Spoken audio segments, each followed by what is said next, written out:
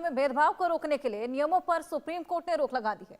Supreme court ने केंद्र सरकार से इन नियमों को दोबारा ड्राफ्ट करने के लिए कहा और तब तक इन नियमों के लागू होने पर रोक रहेगी। यूजीसी के नए नियम जातिवाद बढ़ाने वाले हैं। इसी मुद्दे पर बात करने के लिए हमारे साथ जुड़ रहे हैं राजस्थान के पूर्व राज्यपाल कलराज मिश्र जी। कलराज मिश्र जी, बहुत स्वागत है आपका इंडिया न्यूज पर। ऐसे में तमाम सवाल यूजीसी को लेकर जिस तरीके से खड़े हुए, आप अपनी ही सरकार के लाए नियम को गलत बता रहे हैं। आपको इन नियमों में ऐसा क्या दिखा? सरकार विरोधी बिल्कुल नहीं है और मैं ऐसा अनुभव करता हूं कि सरकार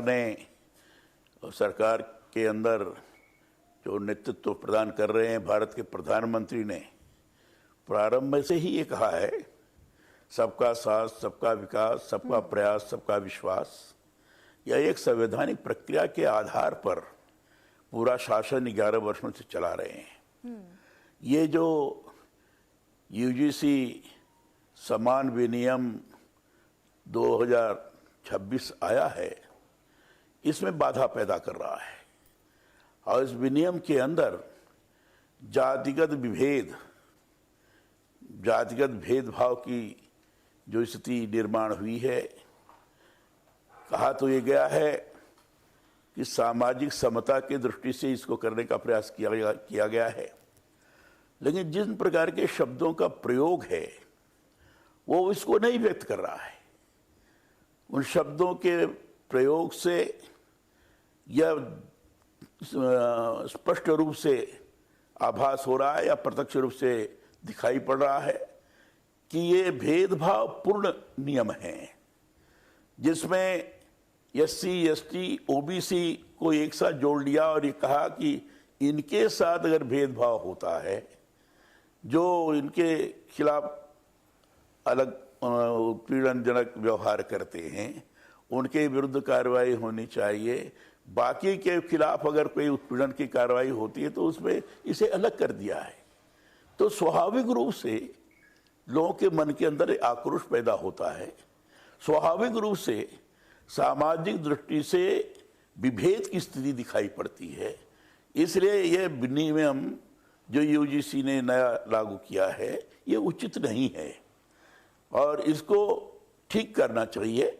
ये तो सीधे सीधे ये लगता है कि एससी, एसटी और ओबीसी वर्सेस सवर्ण हो गया है। छात्रों की राजनीति में, छात्र विश्वविद्यालय के परिसर में, महाविद्यालय के परिसर में, छात्रों के बीच में अगर इस प्रकार की बात आती है कि एससी, एसटी और ओबीसी वर्सेस सवर्ण हो गया, तो बड़े विभाजक रेखा प्रारंभ हो जाती है, जो बड़ा खतरनाक है। ये विनियम के अंदर है। हमने स्पष्ट रूप से कहा है कि ये नहीं होना चाहिए, सरकार को इस पर विचार करना चाहिए। और दूसरी चीज यही है कि जो झूठी शिकायतें की जा रही हैं, बहुत सारे लोग झूठी शिकायतें करके लोगों को प्रताड़ित करते थे और इस एक्ट का, इस कानून का, इस नियम का दुरुपयोग करते थे। पहले तो ये था कि 2012 के नियम के अंतर्गत केवल एससी, एसटी ही उसके अंदर समाहित थी। एससी, एसटी के बारे में था कि आरक्षित समुदाय है, इसलिए इस पर अगर कोई बात आती है तो लोगों को उतना अधिक परेशानी नहीं पैदा हुई।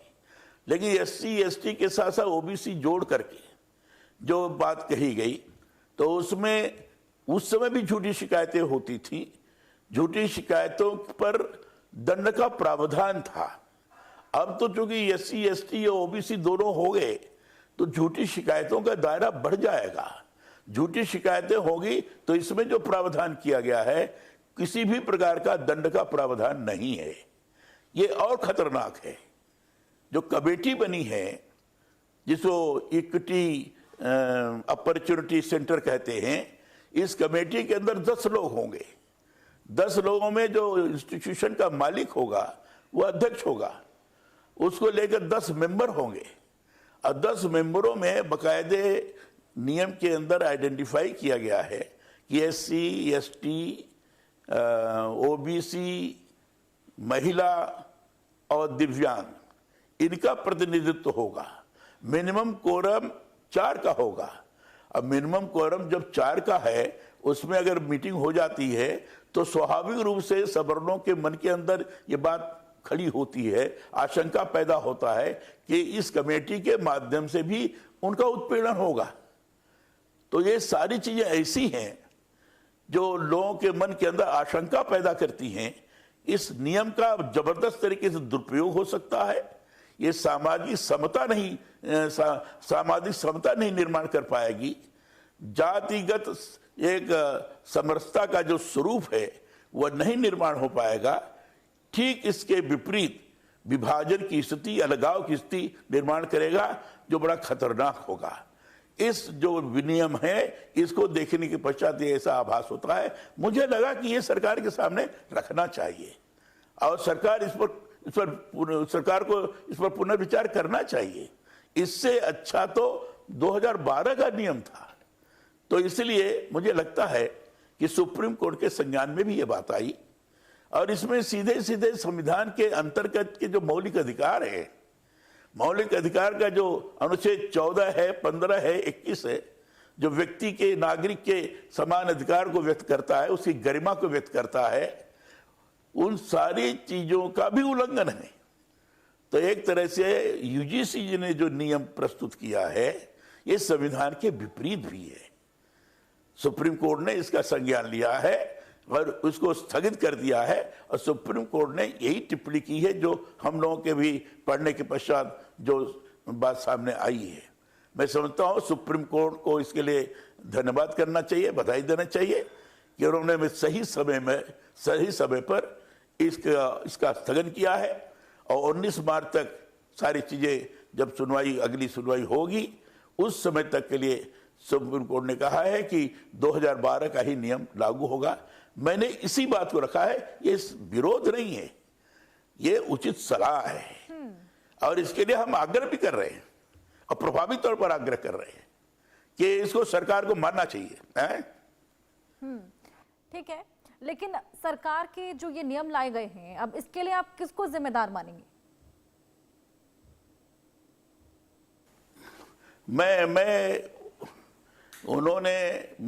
भारत के प्रधानमंत्री की नीयत पर संदेह नहीं करता, सरकार पर संदेह नहीं करता, क्योंकि ये एक विभाग का मामला था। उस विभाग में कैसे लोगों ने किस तरीके से किया, ये खतरनाक किया है और किसने सजेस्ट किया, किसने इस प्रकार की सलाह दी, इस पर जरूर देखना चाहिए। और मेरा ये कहना है कि इसको संशोधित कर उसको इस ढंग से बनाने की आवश्यकता है जिसके कारण आम आदमी, आम जन, संबंधित लोग और सभी छात्र ये अनुभव करें कि नहीं, छात्र एकता के लिए सामाजिक समरसता का स्वरूप निर्माण करने वाला ये नियम है। क्योंकि जो विश्वविद्यालय और महाविद्यालय का परिसर है, छात्र ही इकाई है, छात्रों की बिरादरी नहीं है और उस छात्रों में सभी प्रकार के लोग हैं। एक हॉस्टल में लोग रहते हैं, एक कमरे में कोई एक बिरादरी का है, कोई दूसरी बिरादरी का, सब लोग रहते हैं। लेकिन उन्हीं के मन के अंदर जब ये बात आ जाएगी कि नियम, यूजीसी ने जो नियम बनाया है सामाजिक समता के लिए, ये तो बड़ा खतरनाक नियम है, हम लोगों को विभाजित करने का प्रयास किया है। तो ये जिन्होंने भी बनाया है, मैं समझता हूं कि जिस ढंग से गंभीरता पूरा विचार होना चाहिए उसका अभाव, पूर्णतः अभाव दिखता है। और मोदी जी ने जिस बात को लेकर के देश को आगे बढ़ाने का लगातार प्रयत्न किया है, उसके लिए ये ठीक नहीं है, ये घातक है, उस मार्ग में घातक है। इसलिए मुझे लगा कि इस बात को सामने प्रस्तुत करना चाहिए ताकि सरकार के सामने प्रस्तुत करने के पश्चात इस पर विचार होना चाहिए।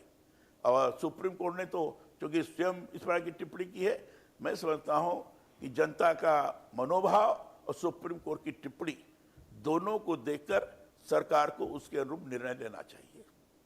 बिल्कुल, लेकिन क्या यूपी में ब्राह्मण समुदाय के जो आरोप हैं उनको अलग थलग कर दिया गया है, वो सही है? और क्या यूजीसी के नए नियम उनका गुस्सा सरकार के खिलाफ और भड़क सकता है? बहुत से लोग क्या कहते हैं, क्या नहीं कहते हैं, इस पर इस विश्लेषण में मैं नहीं जाता हूं। प्रत्यक्ष रूप से क्या दिखाई पड़ रहा है, प्रत्यक्ष रूप से उसके परिणाम क्या हो सकते हैं, हमने उसका अनुभव किया है और उस अनुभव के आधार पर मैं बोल रहा हूं। और मैं ऐसा भी अनुभव करता हूं कि इसमें चाहे ओबीसी के लोग होंगे, चाहे SC ST के होंगे, चाहे सवर्ण होंगे, सभी अगर सामाजिक समरसता के बारे में विचार करते होंगे तो उनको भी लग रहा होगा कि ठीक नहीं है, क्योंकि किसी को नहीं जो भी समाज की दृष्टि से विचार करता है, किसी को भी ये अच्छा नहीं लगेगा कि किसी एक वर्ग के साथ अन्याय होना चाहिए। वो यही चाहेंगे सबके साथ न्याय होना चाहिए। किसी के साथ भी किसी भी प्रकार की अभद्र टिप्पणी की जाती है तो उसकी सुनवाई होनी चाहिए और उसके प्रति न्यायोचित व्यवहार करना चाहिए। ये सभी प्रकार के लोगों के लिए है, सभी वर्ग के नेताओं के लिए भी है। इसीलिए इसके बारे में तो मुझे अनुभव करता हूं कि सभी लोगों को समान रूप से विचार करते हुए इसके बारे में दबाव डालना चाहिए। बिल्कुल, लेकिन अगर यूजीसी के नए नियमों पर सवर्ण समाज के कई सवाल हैं। लोगों ने सड़कों पर उतरकर संघर्ष भी खूब किया। महानगरों से लेकर कस्बों में हमने देखा कि विरोध मार्च भी निकला। सरकार अब बैकफुट पर नजर आ रही है। देखिए, आप घुमा फिरा कर प्रश्न मत करिए। हमने सीधी सीधी बात की है। हम तो उस वाक्य पर जा रहे हैं भाई। हम तो उस नियम के अंतर्गत जो सीधे सीधे है जातिगत भेदभाव, जातिगत भेदभाव को समाप्त करने के लिए SC ST के शिकायतों को संज्ञान में लेकर उसके प्रति न्यायोचित होना चाहिए। तो पहले ही मैंने कहा SC ST की बात तो ठीक है, लेकिन इसमें OBC जोड़ दिया गया कि तमाम पिछड़े वर्ग के लोग हैं, तो इनके भी भेदभाव के साथ अभद्र टिप्पणी की जाएगी तो इनकी शिकायत सुननी चाहिए। फिर तुरंत प्रश्न खड़ा होता है, बाकी के लोगों के अंदर भेदभाव नहीं होता है क्या?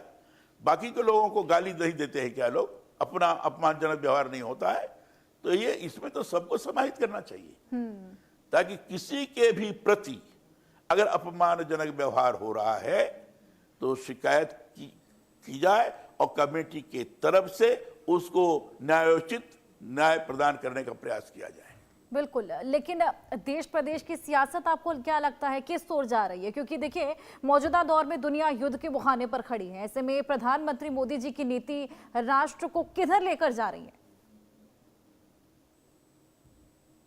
मैं इसीलिए एक बात कह रहा हूं कि यूजीसी ने जो नया नियम सामने प्रस्तुत किया है वो इस प्रकार के प्रश्न को जन्म दे रहा है और इसीलिए सरकार को विचार करना चाहिए कि यूजीसी ने ऐसा नियम क्यों दिया। कि लोगों के मन के अंदर प्रश्न उठना शुरू हो गया है कि 75 वर्षों के बाद भी ये जातिगत भेदभाव की स्थिति निर्माण हो रही है। कहा तो जा रहा है कि जातिगत समानता किसी पैदा करने के लिए नियम बनाए गए हैं, लेकिन ये तो विभाजन पैदा करने की दृष्टि से नियम का स्वरूप सामने उभर करके आ रहा है। इसीलिए मेरा कहना है, क्योंकि भारत के प्रधानमंत्री ने प्रारंभ से जिस दिन इन्होंने शपथ ग्रहण की उसी के बाद से जिस प्रकार की भाषा का प्रयोग किया और जिस ढंग से योजनाओं का संचालन किया वो सामूहिकता के आधार पर था और उस सामूहिकता के आधार पर होने के कारण उन्होंने नारा दिया था सबका साथ, सबका विकास, सबका प्रयास, सबका विश्वास। यानी आम आदमी की सहभागिता, परस्पर का विश्वास, परस्पर का सहयोग, ये बगैर सामाजिक समरसता के नहीं हो सकता है। इसलिए ये उसमें बाधक है। इसीलिए क्योंकि यूजीसी की तरफ से बनाया गया, इसे तो मैं कह रहा हूं, इसीलिए सरकार को मैं कह रहा हूं कि यूजीसी के माध्यम से आया तो किसने बनाया, और इसलिए इसके बारे में सरकार को पुनर्विचार करते हुए इसको ठीक करना चाहिए, ये मेरा कहना है। नाम तो यूजीसी की तरफ से ही है, अब शासन ने देखा कि नहीं देखा वो विचार करे ना। इसे तो मैं कह रहा हूं कि एक बार देखिए आप, क्योंकि ये अगर बना रहा तो 2047 का जो विकसित भारत की ये बात कह रहे हैं उसमें बाधा पैदा कर सकता है। ये चीज नहीं आनी चाहिए। और इसलिए सरकार से मेरा बार बार कहना है कि इस पर पुनर्विचार करके आम जनमानस की भावना का ध्यान में रखते हुए इसका संशोधन करें या इसको समाप्त करें। बिल्कुल, कलराज जी बहुत शुक्रिया आपका हमारे साथ जुड़ने के लिए, हमारे तमाम सवालों के जवाब देने के लिए।